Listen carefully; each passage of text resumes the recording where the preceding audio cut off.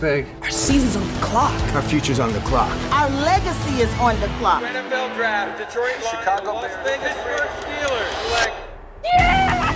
That's the one! That's the pick!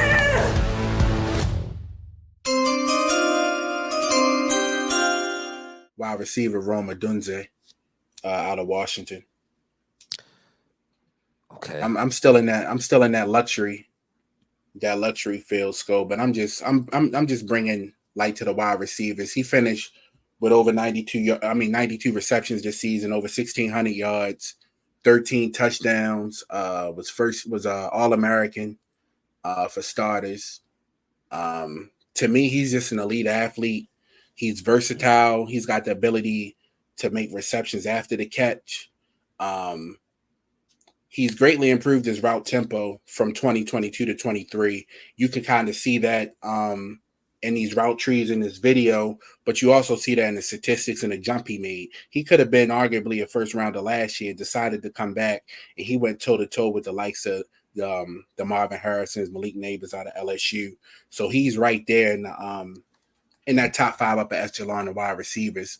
His physicality, that's the big thing I like about him. He's an acrobatic catcher. Just one of those dudes kind of like Keon Coleman that's got a high catch radius. Somebody who's not really scared to go across the middle of the field. And so I've alluded to it several times. In the AFC North, you're going to have to be physical. You're going to be able to go across the middle. You're going to have to be able to make contested catches. And that seems to be something he likes. He's got real late hands if you watch the tape, which I love. And so the only weaknesses that I've really noticed in his game, he's not the most explosive wide receiver. But when you have Bateman and you have Zay Flowers, as far as speed and explosiveness, I just need you to be physical, make catches, be somebody that Lamar can count on third down and move the sticks. And that's kind of what he was for Penix Jr. in Washington this year. He was a stick mover. He could improve his footwork, definitely. But I think as he gets into the league, he gets with some of these coaches, I think he's arguably one of the better receivers coming out of the NFL, coming into the NFL draft this season. What's his size profile? You said his size profile? Yeah, like 6'3", 215. Ooh, yeah, I like that. Yeah. So I mean, he's your prototypical X receiver. Really can run any route on the field, and that's what I really like about him. Made some big plays in the college football playoffs, so he likes the big moments. He had a huge game against Michigan. Against Texas. Made some plays against Michigan in the national title game too, but obviously they were outhanded in that game. But he's just a big physical lean frame. He creates that leverage with those strong hands. And is he profiling as a first rounder? Second? Yeah, he's profiling as like mid to late first round. Yeah. So I mean, it's gonna become one at that point. A team just wanting to add him in that middle of those rounds. I don't know if he'll fall to 30 per se, but just a wide receiver. If he does slide, and we've seen receivers slide year in, year out, and the Ravens have been 1 or 2 picks to potentially go up, make a move, and get him. If he's there, you got to go get this kid.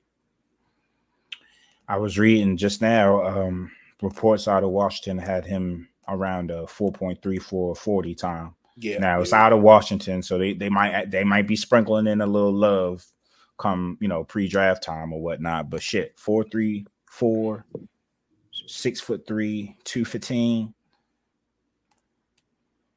Yeah. And then you talk about Bateman being we're unsure about Bateman, right? Like Bateman's career high is, Brandon Ayuk's rookie season. It was less than Brandon Ayuk's rookie season. So, I mean, we're talking about a guy who hasn't produced consistently, has been hurt consistently. And then we're going to have to decide whether to pay him. Even his 5th-year option, that's a decision to pay him $12 million to do absolutely nothing, or, to project his breakout. So I'm not really I'm not off the wide receiver first round train. I just know, some people would be like, we have better needs, but I think scoring points with Lamar Jackson is always a need, right?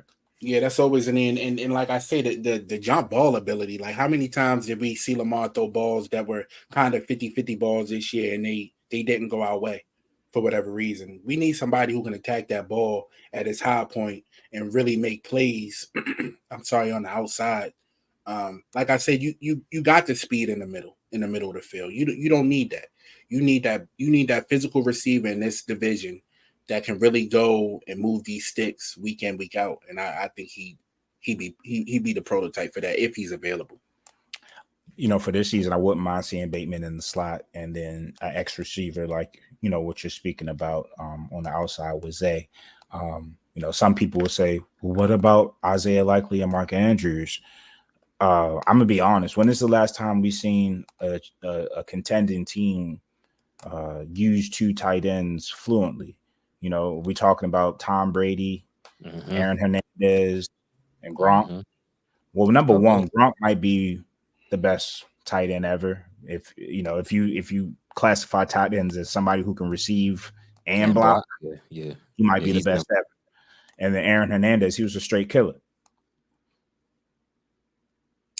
I mean, he was on and off the field, baby. He was a straight killer. So, not saying Mark Andrews and Isaiah Likely aren't talented. That's not what I'm saying at all. I'm just saying that was a long time ago where we saw two tight ends dominate the league and that be a focal point of your offense. You're going to need some hitters outside. You're going to need speed. Now, mind you, you know, you need everything, right? You need tight ends, you need wide receivers, you need running backs, so on and so forth. But I don't think having Likely and Andrews is a reason why you say, hey, I'm not going to go out and get this guy, especially if you're losing veterans. You know, we bring back Aguilar. Don't think we're bringing back OBJ, but OBJ, you know, for all the criticism or whatnot, he made a lot of plays for us when he got the ball. You know, he was a part-time player playing less than 40% of the snaps, and whenever he was targeted, he made something shake. When you talk about contested catches, that's what he was doing all season. If not that, or he was getting pass interference calls for him. So, you know, we're going to have to replace that because, to your point, there wasn't anybody else on the roster other than maybe Likely when he was starting for Andrews that gave us that type of ability. So we're going to see. Anytime you have to play two tight ends, though, just remember you got to bring somebody more athletic off the field.